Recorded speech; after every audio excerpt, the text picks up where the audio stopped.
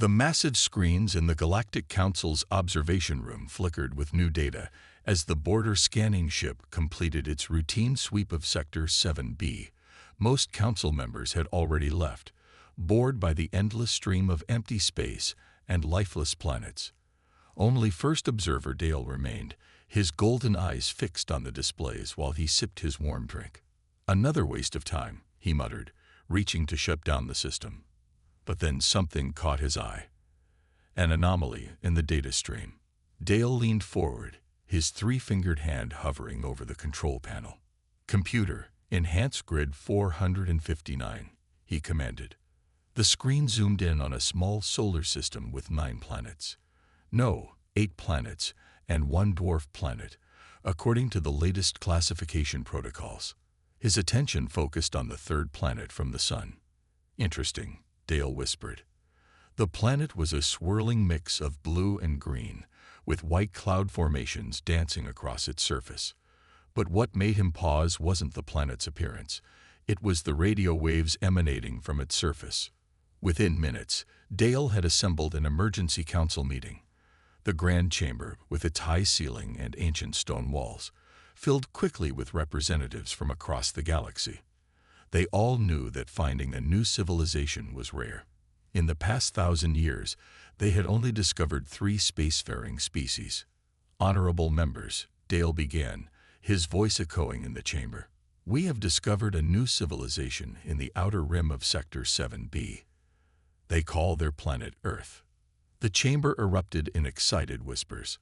A new civilization meant new trade opportunities, new technologies to exchange, new allies in the endless void of space. "However," Dale continued, raising his hand for silence, "they are pre-FTL. They have only reached their own moon and sent primitive probes to nearby planets." The excitement in the room deflated slightly. Pre-FTL civilizations were considered primitive by galactic standards. Many council members already looked bored again. "But there's something else," Dale said, pressing a button on his console. A hologram appeared in the center of the chamber, showing various readings from Earth. "Their development pattern is unusual." The data showed a civilization that had gone from horse-drawn carriages to spaceflight in less than 200 years. Their technological growth was nearly vertical on the standard development charts.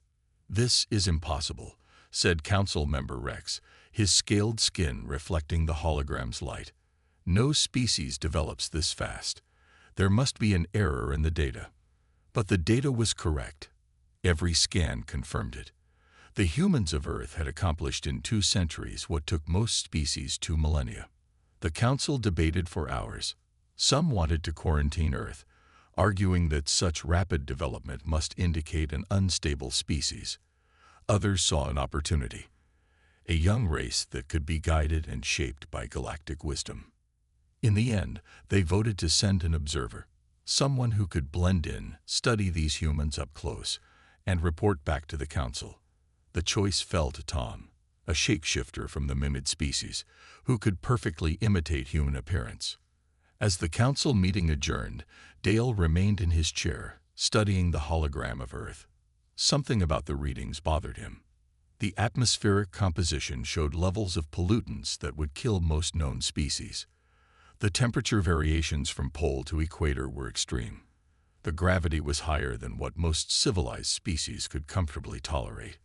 "Computer," he said quietly, "run a comparison between Earth's conditions and known inhabited worlds." The result made him freeze. Earth's conditions matched only one category in their vast database: death worlds. Planets so harsh and unforgiving that they usually produced only primitive life forms. But Earth had produced an intelligent tool-using species that was advancing at an unprecedented rate. Dale quickly marked the file classified and sent it to the Council's secure archives. As he left the chamber, he couldn't shake the feeling that they weren't discovering Earth.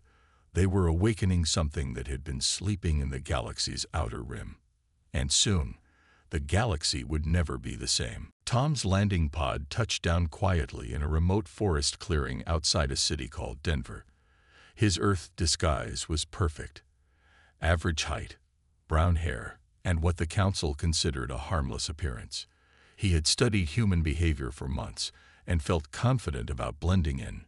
He was wrong. His first shock came during his morning observation walk. Humans were running. Not from danger, but voluntarily, in groups and alone, on designated paths through their parks. They were sweating, actually leaking water to cool themselves, and their faces showed signs of strain, but they kept going. "Why do you do this?" he asked one runner who had stopped for water. The human, breathing heavily but smiling, replied, "Training for a marathon." Tom knew what a marathon was from his studies. Humans ran over 40 kilometers for fun. The concept made no sense to him. No other known species would waste energy like this. Later that day, he witnessed something even more disturbing. A human fell from their personal transport device, a bicycle, and scraped their knee on the hard ground. Tom expected them to call for medical help. Instead, the human got up, brushed off the injury, which was actively bleeding, and continued riding. He sent an urgent message to the council. Humans possess extraordinary healing abilities. Injuries that would cripple other species are considered minor inconveniences. But the real shock came when he visited the local gym. The building was filled with humans voluntarily straining their bodies, lifting heavy weights, and purposely stressing their cardiovascular systems. In one corner, humans were striking padded bags and each other in controlled combat practice. A friendly human trainer named Mike noticed Tom's interest. "First time at a gym. Want to try a beginner's workout?" Tom had to maintain his cover.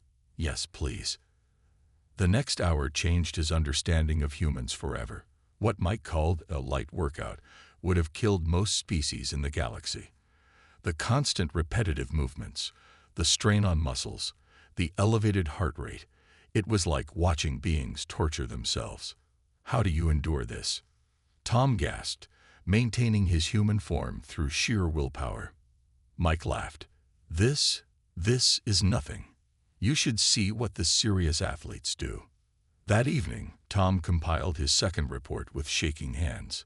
He included footage of humans participating in something called extreme sports, jumping from high places with thin fabric parachutes, climbing frozen waterfalls, diving deep underwater with minimal equipment. "Most concerning discovery," he wrote. "Humans don't just survive adversity. They actively seek it out. They deliberately put themselves in dangerous situations for what they call fun or challenge." The council's response was immediate. Continue observation. Focus on their physical limitations. But Tom was beginning to suspect that humans didn't have many limitations. He watched children fall down and get up laughing. He saw construction workers operating in temperatures that would shut down most species. He witnessed humans recovering from injuries that should have been fatal. The final revelation came when he observed a rescue operation after a natural disaster. Humans rushed into dangerous situations to help strangers. They worked for days with minimal rest, pushing through exhaustion that would have stopped any other species. "Final report for today," Tom transmitted. "We may have made a serious error in classifying humans as a primitive species. Their physical capabilities exceed anything in our database. But more importantly, they have something I don't understand. They call it determination." He watched through his window as humans continued their daily activities in weather that ranged from nearly freezing to uncomfortably hot. They seemed completely unaware that they were doing the impossible.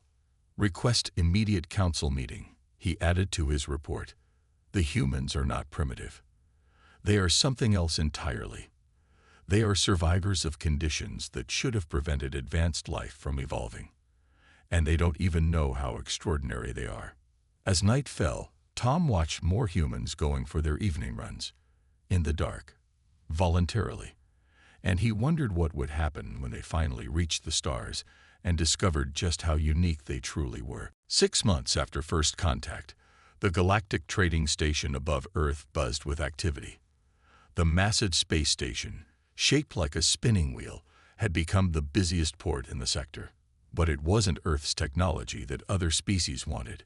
It was the humans themselves. Station Commander Ray watched from his office as another group of human workers boarded a ship bound for the glacier mines of ice planet Beta. He shook his head in amazement as he recorded his daily log. Day 180 of human integration. He spoke into his recorder. Another 100 human workers hired today.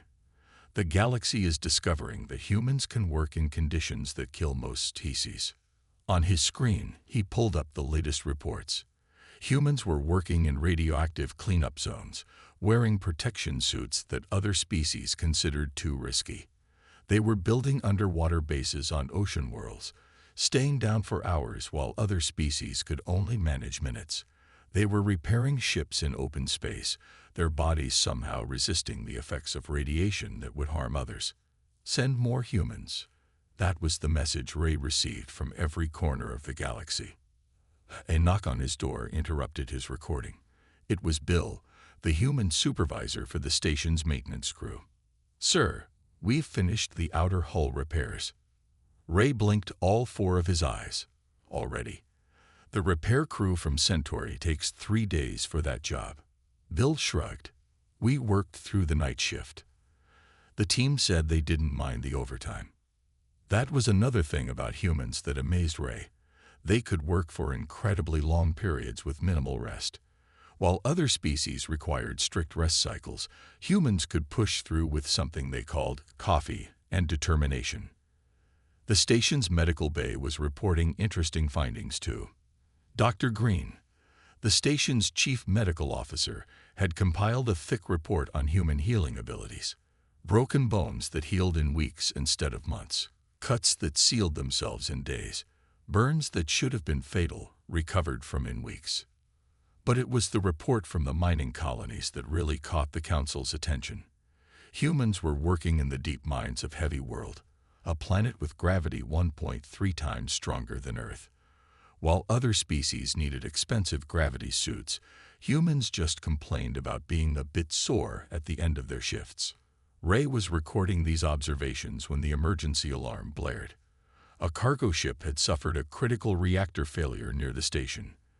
The radiation levels in the engine room were lethal. Before Ray could organize an emergency response team, a group of human engineers had already suited up and entered the ship. They worked in the radioactive environment for hours, fixing the reactor while the ship's original crew watched in shock. "How are you still alive?" the ship's captain asked when they finished. One of the human engineers wiped sweat from his face and said, "Radiation's not great for us either, but we can handle more than most. Plus, we really needed to fix that reactor before it got worse." That evening, Ray sent a special report to the Council. "Humans continue to surprise us. Today, they casually handled radiation levels that would kill most species. They view this not as extraordinary, but as simply part of the job. Most concerning is their attitude toward dangerous work. They seem to take pride in doing what others cannot." He added a personal note. "I believe we have underestimated them. Their physical capabilities are not their greatest strength. It's their mindset. They don't see impossible tasks. They see challenges to overcome." The Council's response was quick. Continue observation. Limit human exposure to advanced technology. Monitor all activities. But Ray knew it was too late for caution. Humans were already spreading throughout the galaxy, taking jobs no one else could do, solving problems others thought impossible. They had become essential workers in every dangerous industry. As he watched another ship full of human workers depart, Ray couldn't help but wonder, what would happen when humans realized that what they considered normal was considered superhuman by galactic standards? The answer to that question would soon reshape the galaxy's balance of power forever. The Galactic Defense Force training facility on Moon Base Alpha was not prepared for humans. What started as a routine joint military exercise turned into something that would change military doctrine forever. Commander Gray, a veteran of 30 galactic cycles, watched through the observation window as human soldiers participated in their first combat simulation. His mandibles clicked nervously as he recorded his observations. "Test Day 1. He noted. Human squad entering combat maze. Standard difficulty setting. The maze was designed to test endurance, reaction time, and combat effectiveness. Most species soldiers completed it in about 2 hours before requiring rest. The humans finished it in 20 minutes. "Run it again," Gray ordered. "Maximum difficulty this time." The humans didn't even pause for rest. They just nodded and went back to the starting point. What happened next made Gray question everything he knew about combat capabilities. The human squad moved through the maze like water flowing around rocks. They climbed walls that other species needed anti-gravity equipment to handle. They responded to threats faster than the computer could generate them. Their reaction times were nearly double the galactic average. "Stop the exercise," Gray commanded. But before the words left his mouth, the humans had already completed the course. Again. Lieutenant Pete, the human squad leader, approached the observation window. He wasn't even breathing hard. "Is something wrong, Commander? We can run it again if you need better data." Gray stared at his monitoring equipment. The humans' vital signs showed they were nowhere near their physical limits. How are you doing this?" Pete looked confused. "Doing what, sir? This is just basic training by our standards." The next test was even more revealing. In zero-gravity combat scenarios, humans demonstrated an unprecedented ability to adapt. While other species struggled with space sickness and disorientation, humans treated it like a game.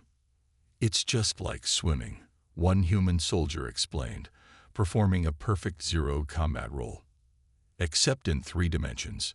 But it was the endurance tests that truly shocked the Galactic Defense Force. Other species soldiers required rest after 4 hours of continuous combat simulation. The humans went for 18 hours straight. They only stopped because the testing equipment needed maintenance. "What do you mean you're not tired?" Gray asked Pete after the marathon session. "Oh, we're tired," Pete replied, taking a drink of water. "But we can keep going.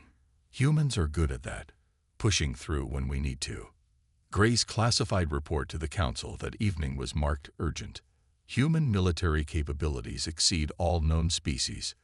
They can fight continuously for periods exceeding 18 hours, adapt to zero gravity within minutes, react faster than our targeting computers, operate in environmental conditions that would incapacitate other species, continue fighting while injured." Most concerning observation, they consider these abilities normal. The Council's response was immediate. Terminate all military exercises, classify all human combat data, begin review of defense treaties. But it was too late. Word had spread through the ranks. Videos of humans performing impossible feats in training circulated among alien military personnel. Stories of their capabilities grew with each telling. A week later, during a routine patrol, a pirate fleet attacked a human transport ship. The pirates, not yet aware of human capabilities, expected an easy victory against an primitive species. They were wrong. The humans didn't surrender when their shields failed. They didn't panic when their artificial gravity went offline. Instead, they adapted. They fought back. When the pirates boarded their ship, they discovered that humans were even more dangerous in close combat. The pirate fleet's distress signal told the story. Cannot subdue human crew. They keep fighting. They won't stay down. Send help. By the time help arrived, the humans had captured the pirate fleet. They were calmly eating their meals when the rescue ships found them. That evening, Commander Gray added a final note to his report. Correction to previous assessment. Humans are not just superior in training exercises. Their combat capabilities appear to be even more formidable in actual combat situations. Recommendation: reclassify humans as an apex military force. Additional recommendation: be very, very glad they're on our side. The age of human military dominance had begun, and the galaxy would never be the same. The emergency alarms on Colony World 7 blared through the night. Red lights flashed across the dome-covered settlement as colonists rushed to their shelter areas. The Ravager pirates, notorious across 3 sectors, had chosen this peaceful farming colony as their next target. All civilians to emergency bunkers. The announcement echoed through the streets. This is not a drill. Among the colonists was Jack, one of the few humans on the agricultural world. He worked as a maintenance engineer, fixing equipment that broke down in the harsh environment. Now, he watched through the colony's main viewport as 5 pirate ships descended from orbit. The colony's alien governor, Director Smith, approached Jack with worry in all 3 of his eyes. The defense fleet won't arrive for 6 hours. We're doomed. Jack looked around at the scared faces of the colonists. Then he saw other humans, Mark from the construction crew, Lisa from the medical bay, and Rob from the mining facility.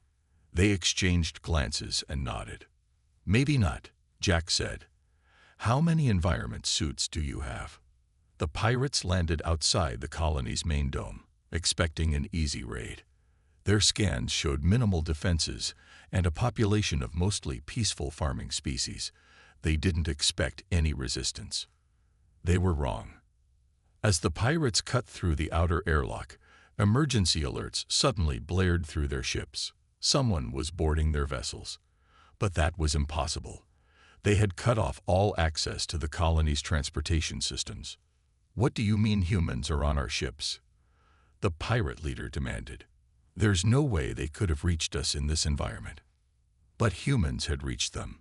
They had walked across the planet's surface in environment suits, using the colony's mining equipment to create distractions.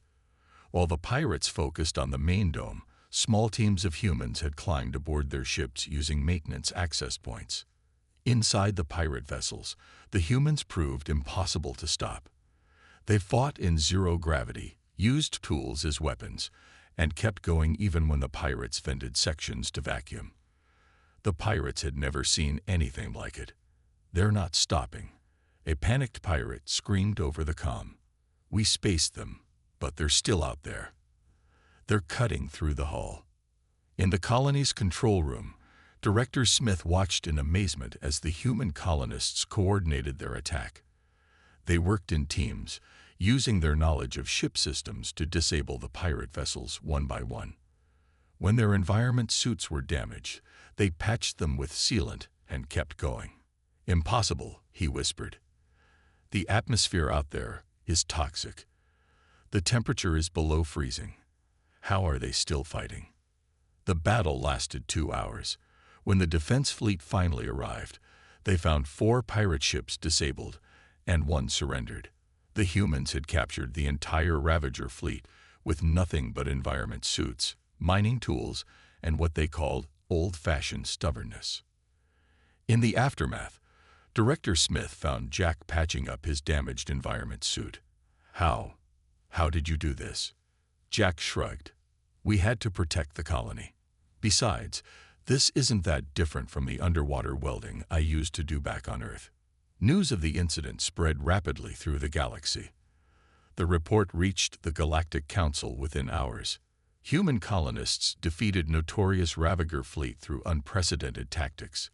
They demonstrated ability to function in toxic atmosphere, operate in extreme cold, fight in vacuum with damaged equipment, use improvised weapons and tactics, coordinate complex operations under extreme stress. Most significantly, they did this to protect other species. The council chambers erupted in debate. Some members argued for immediately restricting human activities. Others pointed out that humans had just eliminated a major threat to galactic peace.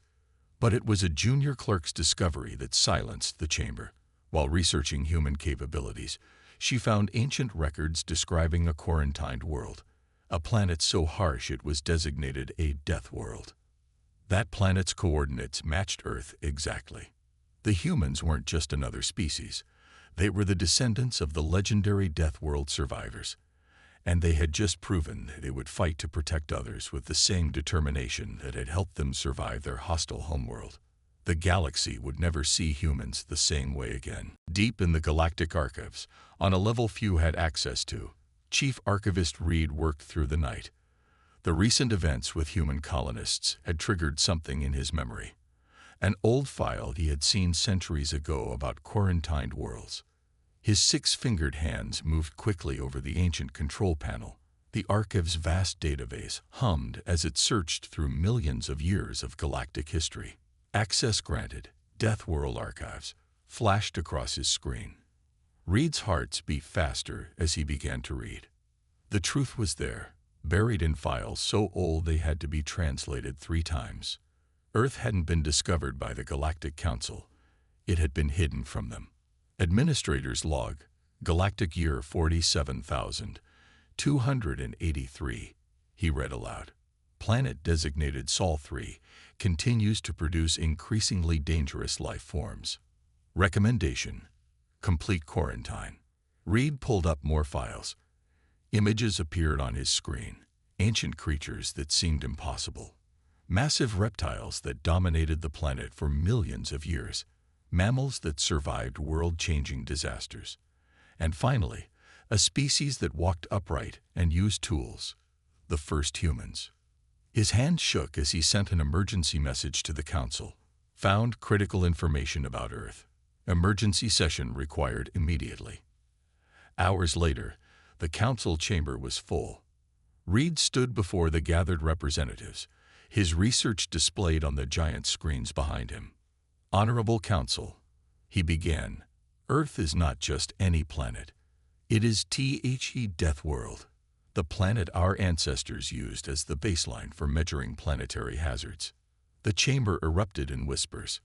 Reed continued, displaying ancient data. Earth's gravity, 1.0 on the galactic scale. All other inhabited worlds, 0.4 to 0.8. Earth's temperature range, wider than any other inhabited planet. Earth's predator ratio, highest among all known worlds. Earth's atmospheric oxygen level, high enough to be toxic to most species. The Council members stared in shock as Reed explained further. "Our ancestors didn't quarantine Earth because they feared its inhabitants," he said. "They quarantined it because they couldn't believe anything intelligent could evolve there. The conditions were too harsh, the challenges too great." He showed them more records. Earth's violent weather patterns, its active tectonics, its aggressive biology. Everything about Earth should have prevented advanced life from developing. Instead, it created humans. A Council member stood up. "But what does this mean?" Reed displayed his final findings. "It means humans are not just adapted to harsh conditions. They were forged by them. Their entire evolution took place in an environment we considered impossible for intelligent life." He showed them comparisons. Human bones, denser than any known species. Human muscles, more efficient energy use. Human endurance, beyond galactic standards. Human healing, unprecedented regeneration rates. But most importantly, Reed continued, Earth's harsh conditions created something unique in humans: psychological resilience. They don't just survive hardship. They thrive on it. They seek out challenges. They push boundaries. The Council chamber was silent as Reed showed the final piece of evidence, a comparison between Earth's conditions and the rest of the known galaxy. "We've been looking at this wrong," he explained. "We thought Earth was primitive because it lacked advanced technology. The truth is, Earth's conditions were so extreme that developing any technology there was a miracle. The fact that humans achieve spaceflight at all is extraordinary." A senior Council member spoke up. "Are you saying?" "Yes," Reed answered.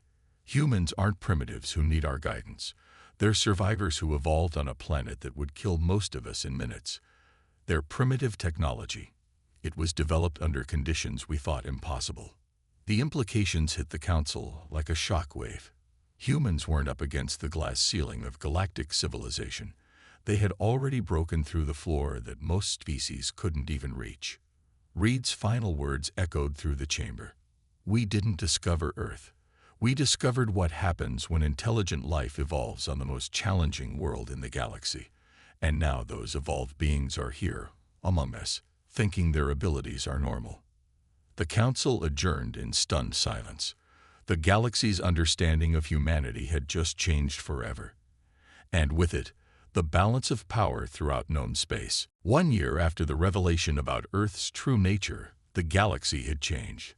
The massive conference hall of the new galactic center buzzed with activity as representatives from 100 worlds gathered for the first Galactic Security Summit. At the center of it all stood Admiral James, the newly appointed head of the Galactic Emergency Response Force. He looked out at the gathered aliens, remembering how different things had been just a year ago. 1 year ago, he began his speech. Humans were seen as primitives. Today, we're here to help protect the galaxy. Not because we conquered it, but because we can help when others can't. The screens behind him showed images from the past year. Human rescue teams saving miners trapped on a volcanic moon. Human engineers fixing reactor cores in radiation zones. Human peacekeepers stopping conflicts without bloodshed. Human medical teams working in plague zones.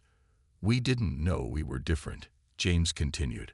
On Earth, running into a burning building to save someone is just what firefighters do.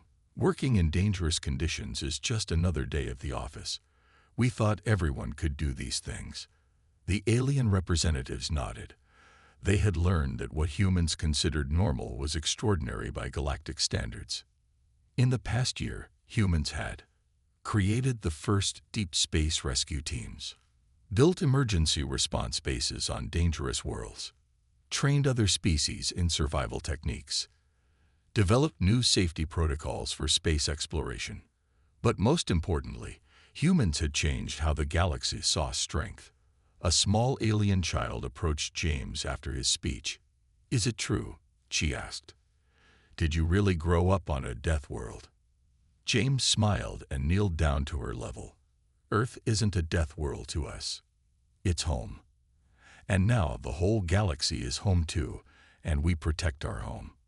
In the space station above, Director Alice reviewed the latest reports. Human influence had spread, but not through conquest or dominance. Instead, humans had become the galaxy's protectors, using their unique abilities to help others. The reports showed the changes. Pirates avoided human-protected trade routes. Dangerous jobs had become safer with human safety standards. More species were exploring hostile worlds, with human guides. Emergency response times had dropped by 60%.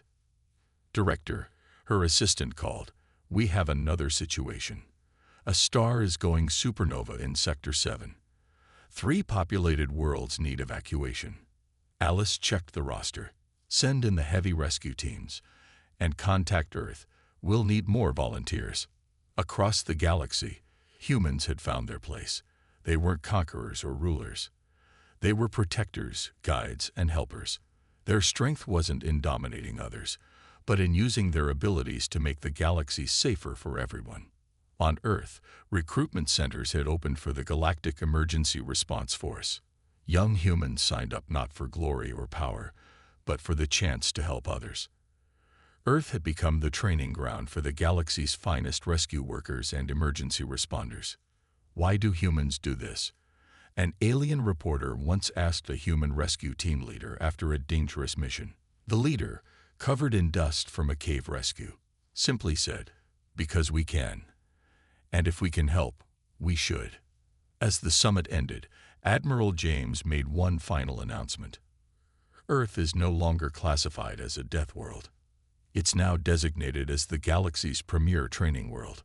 What made us different has made us stronger, not just physically, but in our hearts. The galaxy had indeed changed. Humans had shown that true power wasn't in conquering or ruling, but in protecting and helping. Their primitive world had created something the galaxy desperately needed: beings who could face any challenge to help others. As the conference ended, a young alien asked James what humans would do next. James smiled and pointed to the stars visible through the station's window. "Out there, someone needs help, and as long as that's true, humans will be there. Not because we're powerful, but because we can help." That's what Earth taught us. Strength isn't about domination, it's about protection. The galaxy had discovered that Earth wasn't just a superpower. It was something far more valuable. The source of the galaxy's guardians, protectors and heroes. And that was just the beginning.